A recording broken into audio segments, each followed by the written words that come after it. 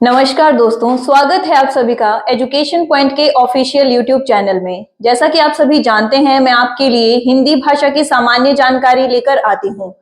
तो हमने एक श्रृंखला शुरू की है जिसमें हमने पिछली वीडियो में बात की थी वर्णमाला की, उससे बनने वाले महत्वपूर्ण प्रश्नों की, कि प्रतियोगी परीक्षाओं में किस किस प्रकार से वर्णमाला से प्रश्न पूछे जाते हैं। वो सभी बात हमने पिछली वीडियो में की थी। तो आज उसी श्रृंखला को आगे बढ़ाते हुए हम बात करेंगे एक महत्वपूर्ण टॉपिक की, जिससे आपको पुलिस, पटवारी, जेबीटी या जो भी प्रतियोगी परीक्षाएं आती हैं उनमें प्रश्न देखने को मिलते हैं। तो चलिए बढ़ते हैं टॉपिक की तरफ। तो आज का जो हमारा टॉपिक रहेगा वो है शब्द। चलिए देखते हैं शब्द है क्या। शब्द की परिभाषा की अगर बात करें तो दो या दो से अधिक वर्णों का मेल शब्द कहलाता है। ठीक है, दो या दो से अधिक वर्णों का मेल शब्द कहलाता है। या दूसरे शब्दों में अगर बात करें तो दो या दो से अधिक वर्णों का व्यवस्थित क्रम जो किसी अपेक्षित अर्थ को प्रकट करें। ठीक है, यहां पर हमने इसकी डेफिनेशन में देखा दो या दो से अधिक वर्ण, जैसे दो वर्ण अगर हम ले लें घर, और इन्हीं वर्णों को अगर हम लें तो यहां पर भी पहला जो शब्द है घर, दूसरा शब्द र वर्ण को अगर पहले लिखें, घ को बाद में लिखें, तो क्या ये किसी अर्थ को प्रकट कर रहा है? नहीं। तो इसके अनुसार शब्द की सही परिभाषा वर्णों का व्यवस्थित क्रम जो किसी अपेक्षित अर्थ को प्रकट करें। वर्णों का मेल भी हमारे पास क्या है? शब्द ही कहलाता है। पर शब्द की अगर बात करें वो सार्थक कब है? तो जब उनका क्रम क्या हो? व्यवस्थित हो और वो किसी अपेक्षित अर्थ को प्रकट करें, तभी वो क्या कहलाएंगे? शब्द कहलाएंगे। ठीक है, फिर बात करते हैं कि शब्दों को कितने भागों में बांटा गया है और उन भागों के भी आगे कितने प्रकार हैं। तो शब्दों को मुख्यतः चार भागों में बांटा गया है। पहला रचना के आधार पर, दूसरा स्रोत के आधार पर, तीसरा अर्थ के आधार पर और चौथा विकार के आधार पर। तो अब देखते हैं कि इनके आधार पर शब्दों के भी आगे कितने कितने प्रकार हैं। सबसे पहले बात करेंगे इसके पहले भेद रचना के आधार पर। कई बार रचना न पूछ के यहाँ पर उत्पत्ति भी पूछा जाता है। तो रचना के आधार पर शब्दों को कितने भागों में बांटा गया है? तीन भागों में। या इसके कितने भेद हैं? तो तीन भेद। पहला रूढ़ शब्द, दूसरा यौगिक शब्द और तीसरा योग रूढ़ शब्द। तो ये रूढ़ शब्द को कई बार यहाँ पर मूल शब्द भी कहा जाता है। रूढ़ शब्द वे शब्द जिनके विभाजन करने पर कोई भी खंड सार्थक ना निकले, उनका कोई भी अर्थ ना हो, क्या कहलाते हैं? रूढ़ शब्द या मूल शब्द। दूसरा यौगिक शब्द, वे शब्द, ये जो रूढ़ शब्द हैं दो या दो से अधिक वर्णों से मिलकर बनने वाले, इसमें स्वर व्यंजन दोनों में से कोई भी हो सकते हैं। ठीक है, और यौगिक शब्द वे शब्द जो दो शब्दों से मिलकर बने हों। किससे मिलकर बने? दो शब्दों से मिलकर बने, और विभाजन करने पर जो दो हिस्से टूटकर आए, दोनों ही कैसे हों? सार्थक हों, परंतु अपने मूल अर्थ को प्रकट करें। यानी टूटने से पहले जो इस शब्द का अर्थ था, टूटने के बाद भी अर्थ क्या रहे? वही रहे। क्या कहलाते हैं? यौगिक शब्द। तीसरा रचना के आधार पर प्रकार है योग रूढ़ शब्द। ये शब्द, इनको अगर आसान भाषा में देखें तो पर्यायवाची शब्द भी कहा जाता है। ये भी किससे मिलकर बनते हैं? दो ही शब्दों से मिलकर। पर यौगिक शब्द और योग रूढ़ शब्दों में अंतर यही है कि यौगिक शब्द अपने मूल अर्थ को प्रकट करते हैं और योग रूढ़ शब्द टूटने के बाद किसी अन्य अर्थ को या किसी तीसरे अर्थ को प्रकट करते हैं। वे शब्द क्या कहलाते हैं? योग रूढ़ शब्द। अब बात करते हैं इसके दूसरे प्रकार स्रोत के आधार पर शब्द। तो कई बार हमें पूछ लिया जाता है कि स्रोत के आधार पर शब्दों को कुल कितने भागों में बांटा गया है, और कई बार क्या पूछा जाता है कि मुख्यतः कितने भागों में बांटा गया है। तो यहां से दो प्रकार से प्रश्न पूछे जा सकते हैं, पहला मुख्यतः या कुल।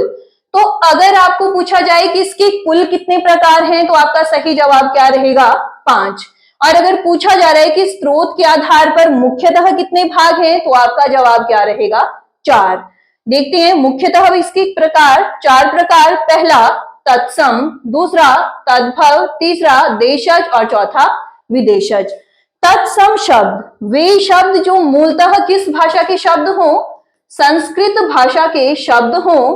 सभी शब्द अधिकांश किससे निकल कर आए हैं? संस्कृत भाषा से ही। और इसको क्या कहा जाता है? हमने पिछली वीडियो में भी बात की थी, सभी भाषाओं की आदि जननी। तो तत्सम शब्द कौन से शब्द? जो संस्कृत भाषा से निकल कर आए।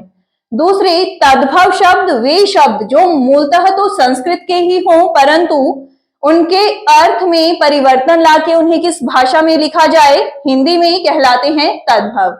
तीसरा प्रकार देशज शब्द वे शब्द जिनकी उत्पत्ति का कोई स्रोत ज्ञात न हो और या तो स्थानीय बोलियों से या क्षेत्रीय भाषाओं से लेकर किसमें प्रयुक्त किए जाएं?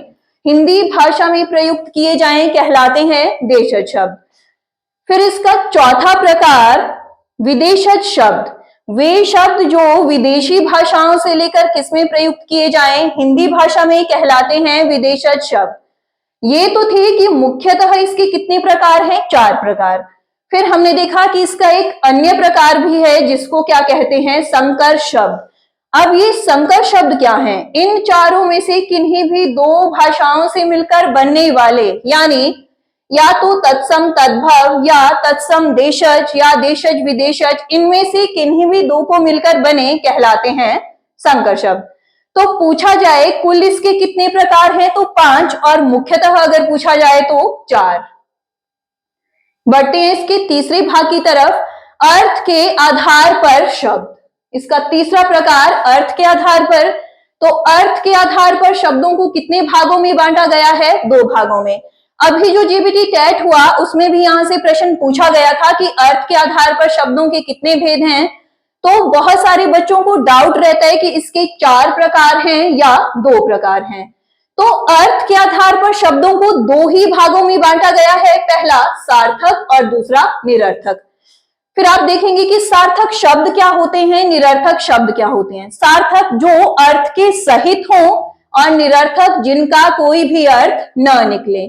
और ये जो जिन भी बच्चों ने जवाब 4 दिया होगा तो वो ध्यान रखेंगे कि ये 4 कौन हैं? ये सार्थक शब्दों के प्रकार हैं।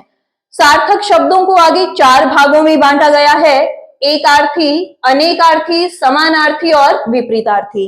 अब इन सभी के अंत में प्रत्यय अर्थी अर्थी यानी अर्थ बताने वाले, यहां पर एक, यहां पर अनेक, यहां पर समान और चौथा विपरीत। इनके नाम से ही स्पष्ट है कि ये कैसे शब्द हैं। एकार्थी यानी जो एक अर्थ को दर्शाएं, अनेकार्थी जिनके एक से अधिक अर्थ निकले, समानार्थी जो दिए गए शब्द के समान अर्थ को प्रकट करें और विपरीतार्थी जो विपरीत अर्थ को दर्शाएं। तो ध्यान रखिएगा कि अर्थ के आधार पर इसके 2 ही प्रकार हैं। ये जो 4 प्रकार हैं ये किसके भेद हैं? ये सार्थक शब्दों के भेद हैं। ठीक है। विकार के आधार पर शब्द, शब्दों के विभाजन का चौथा प्रकार विकार के आधार पर। ठीक है। तो जिस प्रकार अर्थ के आधार पर 2 भागों में, वैसे ही विकार के आधार पर भी 2 भागों में। पहला विकारी और दूसरा अविकारी।